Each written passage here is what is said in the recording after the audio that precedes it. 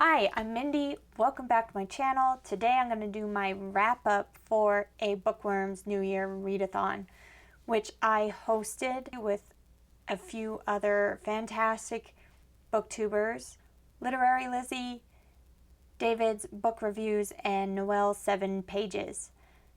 I am going to go through the prompts in the order that I completed them, so I won't be saying the prompts in the order of the bingo board because I want to show you what order I completed them in, and hopefully I can figure out how to put the bingo board up on the screen so you can see how it happened. I did get a blackout if you count my cheating ways, and I'll explain more at the end of this wrap up.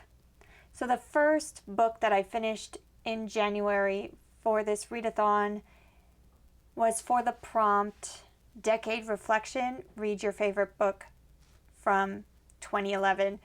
And I reread Spirit Bound by Rochelle Mead, which is the 5th book in the Vampire Academy series. And I didn't mean to finish this one first. I started 2 books, physical books, an ebook, and an audiobook all at the beginning of the month. I was hoping to finish the books in a different order so that I could get a bingo first and then move on to other prompts. But this book is YA, and I've read it several times, and it's a comfort read for me, and it's just so fast. It's like breathing air. It's like drinking water. It's just so easy. And I finished it first. It happened. And I really love this series, and each book in the series gets better and better and better. And this one is truly amazing. Can't talk about the 5th book in depth because spoilers.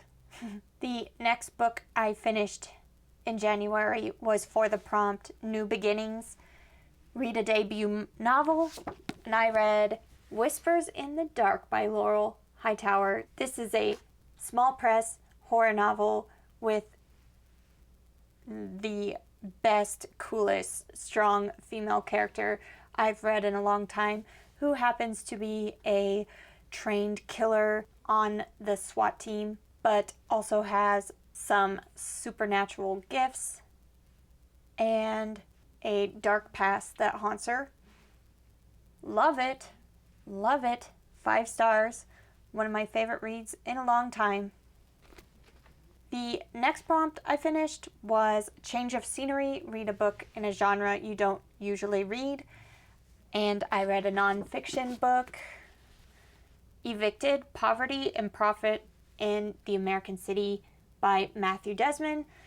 And this is a nonfiction book looking at poverty in America, and Matthew Desmond went into very low income areas and lived around them and got to know the people and interviewed the people that lived there. He also interviewed landlords that own the properties that these people lived in. I wouldn't call myself rich, and I rented places for a long time, but I never had to struggle with not being able to keep a roof over my head or the utilities on, that sort of thing, and these stories were really eye-opening.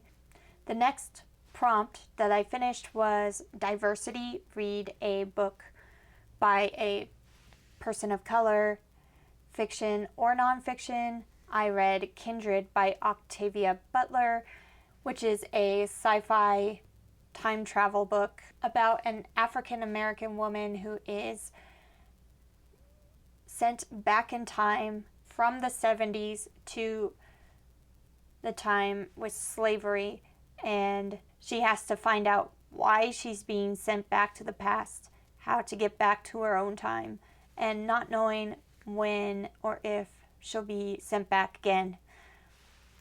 This book was really amazing. It is a new favorite of mine, definitely my new favorite Octavia Butler book, but also a favorite of all time. Definitely 5 stars. It's such a great story, and I highly recommend everybody give it a shot. Next, I completed the top of your TBR prompt, which was to read a book at the top of your TBR pile. And this is one that I changed from my original TBR. I ended up reading The Ritual by Adam Neville, which was a different book club book than the one I was planning on reading, because I just decided to read that one first. So that one was the top of my TBR. The Ritual is about a group of men who were friends in college and decide to reconnect and go on this huge hiking trip up in the wilderness, totally isolated area. And they are not in shape. They are not prepared for this kind of trip, and it really gets to them. And desperation makes them try to take a shortcut through the middle of the forest, which is not a great plan for them. The characters in this book were not especially likable, but it had really great character building, even though they're not likable characters. And I really appreciated the time that Adam Neville took to create real, full characters so that you really care about when bad things happen to them. This was a great story, not a perfect story. I gave it 4 stars. Next was the prompt Catch Up. Read a book you meant to read in 2020. This is another one that I changed from my original TBR. I ended up reading The World of Ice and Fire because I meant to read this in December. I got most of the way through it and then was not able to finish it. So I traded another book that I hadn't finished for this one because I had less pages to go to finish it. This is a kind of companion book that goes over the history of the world of this Song of Ice and Fire series. It goes in depth into the different areas, the different people, and it goes all the way through history. So the very first creatures that lived in this world, to the first men that moved to the world, to throughout the time that men have been in this land. So this is not a book that you would just pick up and read unless you are a super fan of the Song and Ice and Fire series and want to know every minute detail about the world. And that's me. I'm the super nerd. And I really like this. It is a beautiful book. It's big. It's lovely. It has beautiful pictures all throughout. So to look at, this is a 5-star book. Just the way it is put together is amazing. See, there's like pictures on every page pretty much, and they are epic pictures. Very, very nice. It's written kind of like a maester wrote this book. Maester is a scholar in this world of Westeros, and so it is kind of written in a non-fiction kind of way, except for it is a fictional place. So it was a bit dry at times, but a lot of the information was really, really cool and interesting, at least to me. This would have been a 5-star book if it wasn't for the dryness, and some parts took a long time to get through.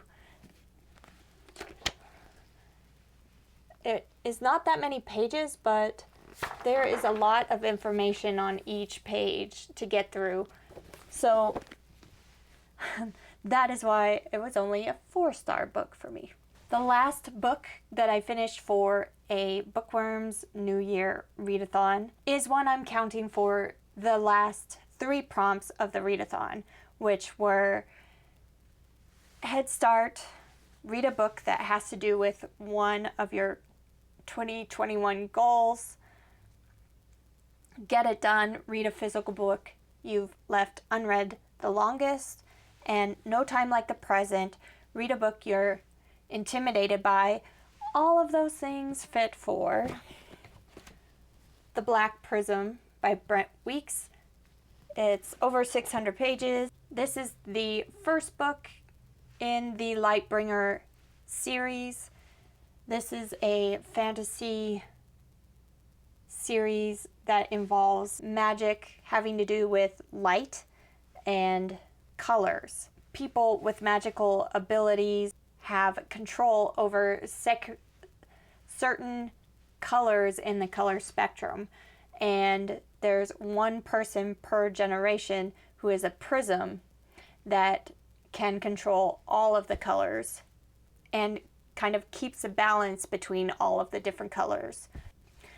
This book follows the main character, Kip. It's kind of a coming of age story for him as his town is attacked. And when he is attacked, he finds out he can use colors as magic. So, and then he finds out that he is the Prism's bastard son, and the Prism takes him to learn about color magic. I really love this story. It was fast-paced. I flew through it. It was easy to read, easy to get into, and easy to understand, which is a good thing in a big fantasy series like this. It definitely would have been 5 stars, except for there were some things that really bugged me in places. First, the main character is overweight, and there was a lot of comments about his weight. It was pretty fat-phobic. A lot of it was him thinking about himself when you're an impressionable young person. I suppose that might be realistic, but still the fat-phobic, fat-shaming type comments really got on my nerves. Also, there was some objectification of women. Again, this kid is coming of age, so maybe realistic, his thoughts about women's bodies and whatnot, but still annoying to read sometimes. But yeah, so that is why this one was 4 stars. Great story, just a little nitpicky things that I didn't particularly enjoy. But I did like the story enough that I will be continuing on. And now, why am I a big stinking cheater? I finished this book on February 2nd. Ooh, don't tell anyone. Just kidding. I'm counting it.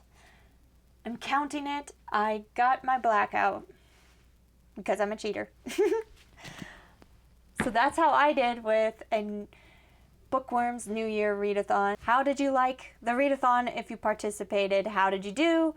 Let me know down in the comments. If you like this video, you can hit like and subscribe. And I'll be back every Tuesday, Thursday, and sometimes Sunday with another book-related video. Thanks. Bye.